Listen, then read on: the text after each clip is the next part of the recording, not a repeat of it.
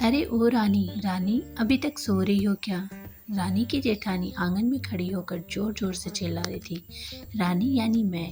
तभी मैं भागती हुई अपने कमरे से निकली और बोली, दीदी मैं आ गई। जेठानी बोली, रानी तुम्हारा नाम रानी है, तुम रानी नहीं हो। मैंने तुम्हें रात को समझाया था कि सुबह जल्दी उठना है, तुम्हारी मुंह दिखाई की रस्म है।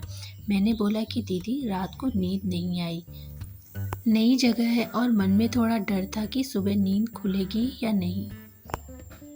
रजनी दीदी हंसती हुई बोली, रानी मेरी प्यारी देवरानी, जल्दी घूंघट कर लो, अगर माँ जी आ गई तो हंगामा हो जाएगा। मैंने घूंघट किया ही था तभी माँ जी वहाँ आ गई और कड़कड़ाती आवाज़ में बोली, चलो अब क्या यहीं गपशप मारती रहोगी तुम दोनों।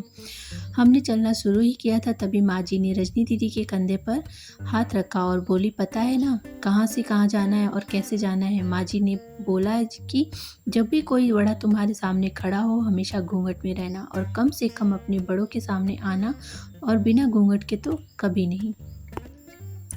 रजनी दीदी कुछ बोली ही नहीं, बस अपना सर हाँ में हिलाकर चली गई। मैंने भी अपना सर हाँ में हिलाया। माँ जी के जाने के बाद मैंने पूछा, रजनी दीदी आप तो स्कॉलर हो और इन सब चीज़ों को कैसे निभाते हो?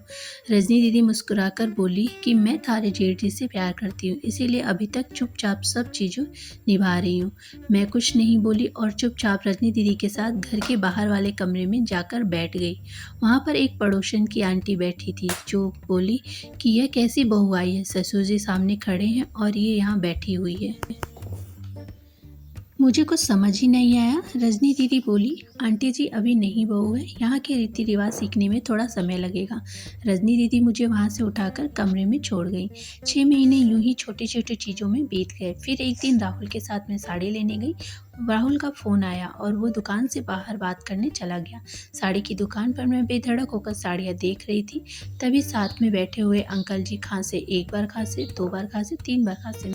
मैंने साड़ी वाले भैया से बोला, भैया इन अंकल जी को पानी दे दो, बहुत खांसी हो रही है इन्हें। अंकल जी बहुत भड़क गए और बोले, क्या बदतमीज लड़की है ये, कुछ शर्म लिहाज है या नहीं। दुकान पर हंगामा देख राहुल बाहर से भागकर अंदर आए और अंदर आते ही अंकल जी के पैर छू के बोले, मामा जी आप यहाँ। मैं घबरा के दुकान के बाहर निकल आई, एक लंबा घूंघट लेकर गाड़ी में बैठ गई। राहुल बाहर आया और गाड़ी में बैठकर गाड़ी बहुत तेज चलाने लगा। मैंने धीमी आवाज़ में बोला, गाड़ी बहुत तेज चला रहे हो, कहीं एक्सीडेंट ना हो जाए। हम घर पर पहुंचे ही थे तभी माँ जोर जोर से चिल्लाने हुए बाहर आई, देखो आ गई ये महारानी साहिबा, खानदान की इज्जत मिट्टी में मिलाकर। तभी रजनी दीदी आई और बोली, माँ जी मेरी शादी को 6 साल हो गए, मैं अभी तक मामा जी को नहीं जानती, तो ये कैसे जानेगी। माँ जी जोर से चिल्लाई और बोली, देखो कैसे चपड़ चपड़ जवान चला रही है।